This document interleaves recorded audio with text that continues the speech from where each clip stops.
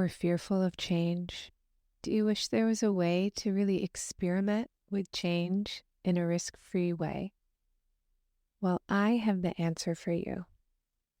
Welcome to The Modern Creative Woman, exploring the art and science of creativity. I'm your hostess and creativity expert, Dr. Amy Beckos. Let's get started.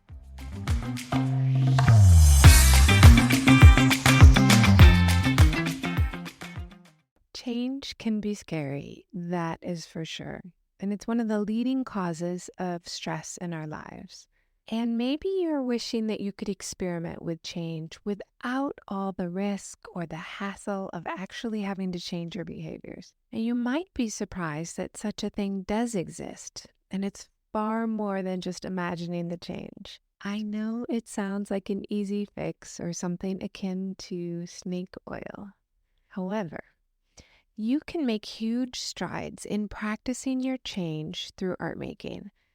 And this is, in fact, a foundational practice in art therapy. Art provides the ideal place to practice expressing ourselves. It helps us communicate, know ourselves, and understand what's truly important to us so that we can then make change in the world and act on it. The great part about art therapy is that there is no risk in exploring your desires, your wishes, your dreams. It's really a way to daydream and then practice your desired change. The feelings that come up during a change process can be really scary. And sometimes they're exhilarating, but other times it's really stressful and we want to give up. But every time I make art, myself or with my clients, it's always a very curious surprise what emerges from our practice. Now, art therapy uses art materials, movement, self-expression to tap into preconscious material. That's the stuff you know, but that you're not thinking about in the moment, as well as your unconscious material. And that's stuff you've forgotten or things that you believe that are kind of so deep down that you're not really fully aware of them. Art making and art therapy also allows you to experiment in a way that kind of helps us bypass our own psychological defenses. It really helps us unstick our thinking and move into creative thought. It also allows us to engage in free thinking without judgment, using art therapy to reflect on change, gather insight, and figure out what you want to do through the art is this really incredibly safe way to experiment. And it doesn't matter how many times I end up making art for myself, I always learn something about myself. I've been making art since I was 3, and I've been focused on art therapy since the late 80s when I first heard about it. And the happy truth is that there is no way that you can exhaust your creativity. The more you create, the more you're able to create. There's more inside you that's generated for creativity. An art therapist knows how to use the materials and the processes to bring about insight and change. So remember, you're not doing art therapy unless you're working with a trained master's level or doctor level art therapist. And in the US, art therapists are registered and board certified through the American Art Therapy Credential Board. And if you want to work with an art therapist, you can look on the American Art Therapy Association. In England, you can find the British Art Therapy Association. And you can check out on their websites to see where you can find an art therapist in your area. And listen, lots of people on Psychology Today say that they do art therapy. And they might do art with you in therapy, but only art therapists can do art therapy. It's the unique purview of people who are specially trained. It's not art therapy unless you do it with an art therapist. Okay, end of lecture. But I'm wondering if you'd like to practice taking a little bit of risk. It's one way to overcome our worries and our fears about change. And in the last episode, I gave you kind of a classic art therapy intervention of using bilateral scribbles. And bilateral processing includes both, kind of the abstract ways that we think as well as the more concrete ways that we think. And I want to build on that idea today. So let's check out how you can practice taking a risk in art making. If you're in a situation you don't like, or if you're facing a problem, you can start to think about the solution that you want. And this involves three drawings. First, the problem you're facing. Second, use a solution-focused approach and draw out the solution to whatever problem you're facing. And on the third sheet of paper, this is where it gets good, you draw out how you will get from the problem to the solution. There's one more step though. It's really important to write out the process of how you got from the problem to the solution in the artwork. So I'll repeat the three drawings. The problem you're facing. The second one is the solution, as if the problem had been solved. And the third one is how you got from the problem to the solution. So using the art and the writing, you can get to the solution so much faster than journaling or talking it out, and certainly way faster than if you're just thinking about it. We can really block ourselves if we're only using our thoughts or even just using words. We really do our best creative thinking when we use an integrated approach for problem solving. Let me explain what I mean. You've probably heard people talk about the right brain and the left brain, and saying we want to use both sides of the brain is really too reductionistic to capture how our brain truly works. So it's not the case at all that one side is devoted completely to art and abstract thinking, while the other is completely devoted to logic. But that's how we tend to simplify it and kind of make it a binary based on what's predominant in one lobe or the other. But the truth is, our brains are way more complicated and way more integrated. So instead of thinking right and left brain, imagine that when you're making art, you're using multiple ways of knowing to gain greater access to your brain.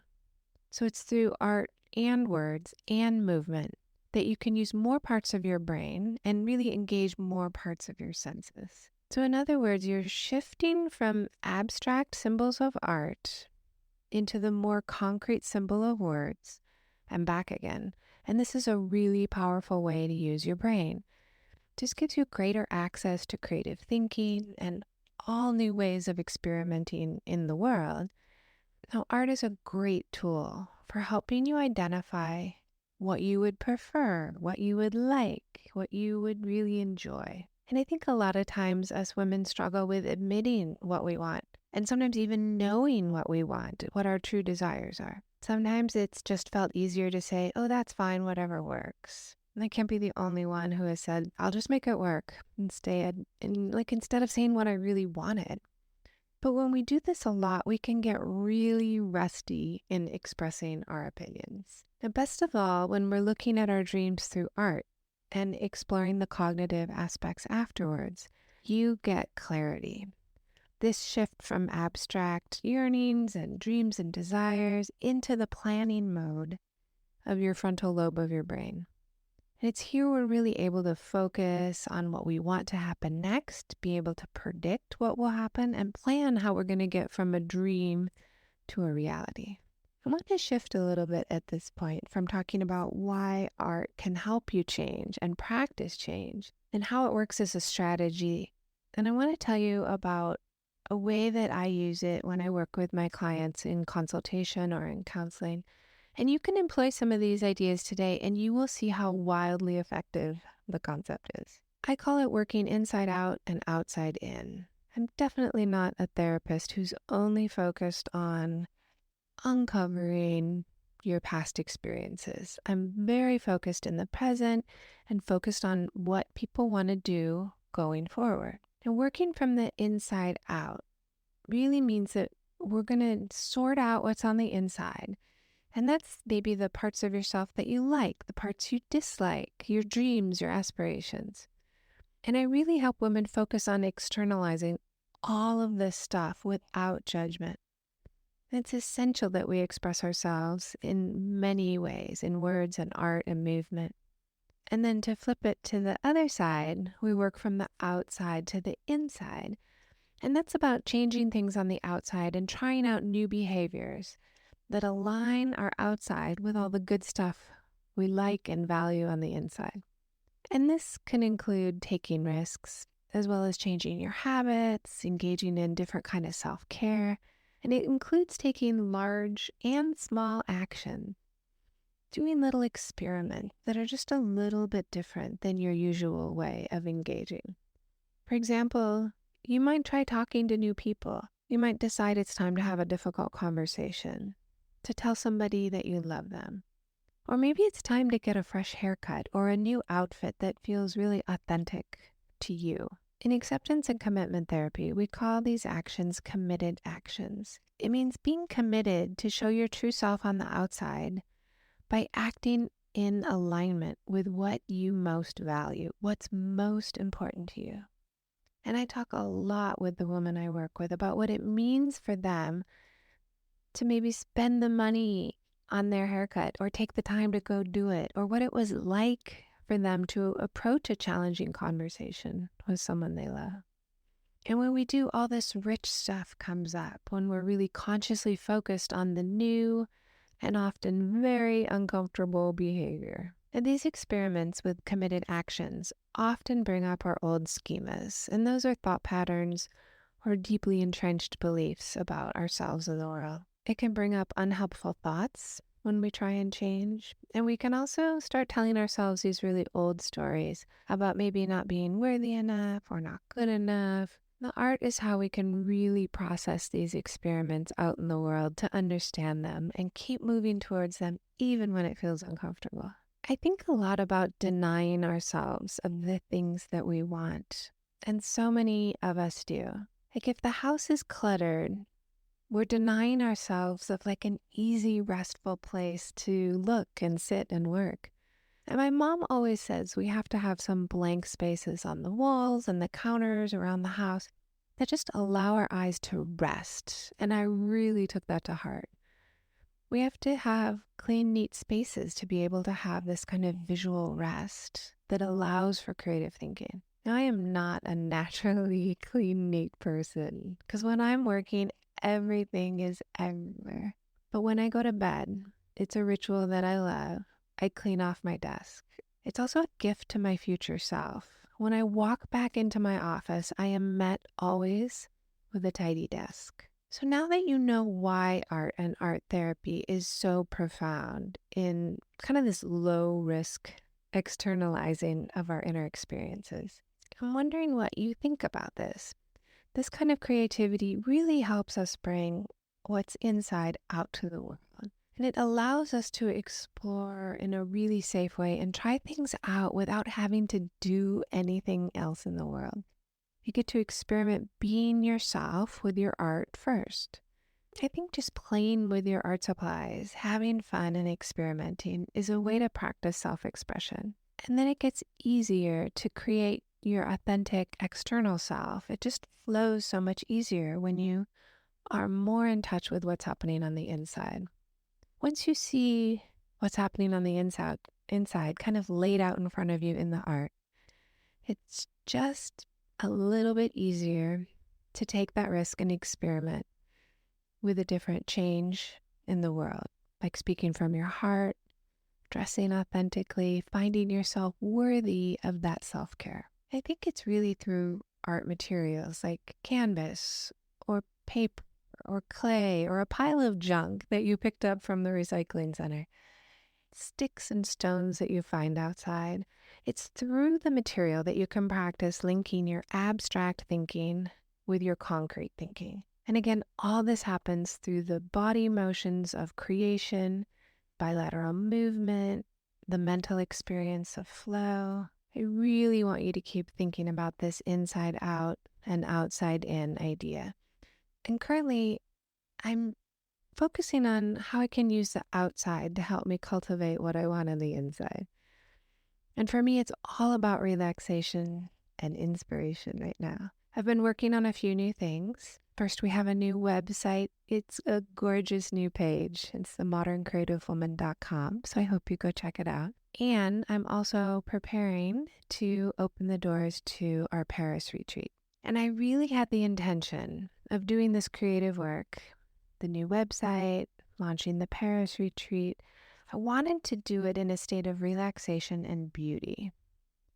And so I started cultivating that on the outside, really focusing on restful sleep, making sure my office was clean, that things were beautifully arranged, lighting candles.